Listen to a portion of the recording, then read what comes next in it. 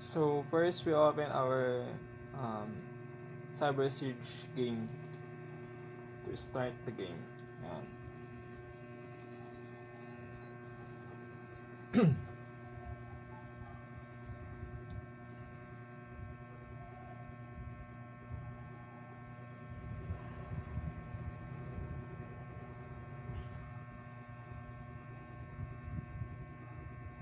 Then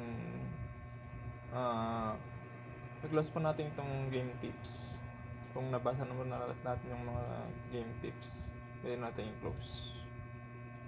Okay na lang natin sa gitna. Then yung unang lalakarin ko natin yung stop worms. So we will be playing stop worms at the training. Under the campaign's training. Okay. So ito yung briefing muna. And then okay. Then we press po yung play button dito. And then or yung spacebar para ma-play.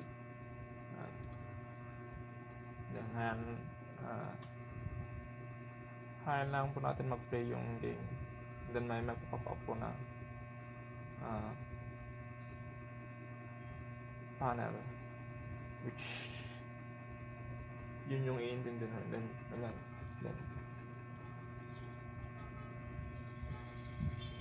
so na-infect pa tayo ng isang worms.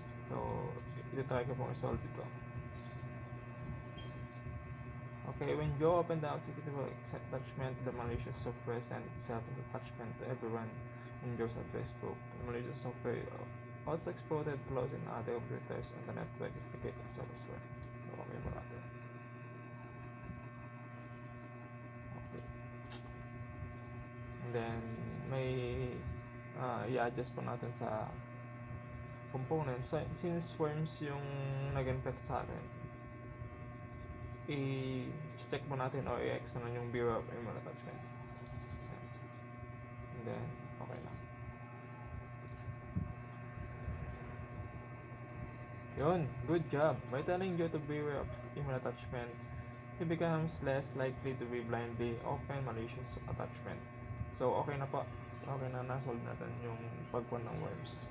So, these are viruses on computers from before you instructed Joe. This will now be magically removed. Yun. So, may brief quiz na mag-pop. So, ito, Joe gets attachment from memo docs. So, since docs naman yung nag-pop, so, pwede natin itong i-open. Yan. Yes, of course. How else would Joe learn of the mandatory staff meeting? So, via doc. Yan. Okay na. Yan. Doble. Yan. Kapag panic, Joe gets an attachment named panic.txt. So, yung mga malicious na gawing software is mostly worms. So, hindi na natin ito i-open. No. Yan. Good job stopping the attack. So, stop po natin yung worms attack. Then, okay na po yung lahat. Yan. Debriefing. Congratulations, you successfully completed the scenario. Okay. Yan. And then, we go to the live with macros. Since ako po ay class number 6. Class number 6. Okay. Play pa natin. So, i-skip lang natin yung briefing. Then, we play. Nag-work na yung ating IT specialist, si ate. And then, may receive siyang worms.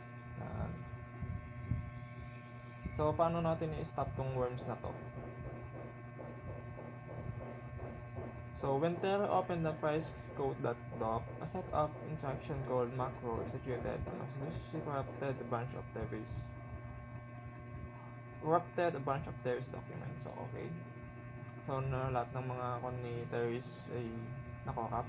So, yung objective natin is instruct Terry to avoid macro viruses. Terry must work with many docs and Excel's document received from the other companies.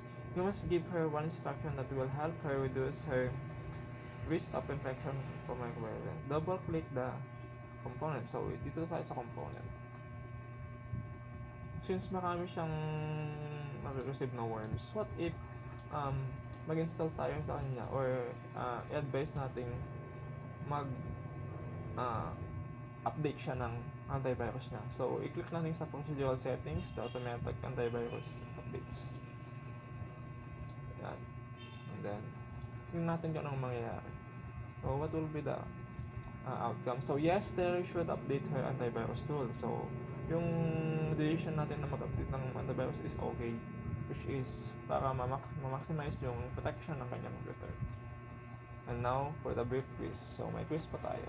So, microvirus is, kanina, yung microvirus layer is open as Word and Excel. So, sa letter B, contain with document types as Word and Excel. So, ito. Yan. Yes, microvirus is distributed in files such as doc and Excel. So, tama pa tayo. And then, isa na namang brief quiz. Multiple choice. A good way to reduce the risk of microvirus in the Synapse environment is, which is yung quiz na ginawa natin, which is nag-auto-update tayo ng antivirus. So, utilize up-to-date antivirus tools. So, letter B. Yes, up-to-date antivirus tools is good. So, correct po yung ating multiple choice. And then, yan. Congratulations, you completed the scenario, answer the question correctly. So, yun lang po, and thank you.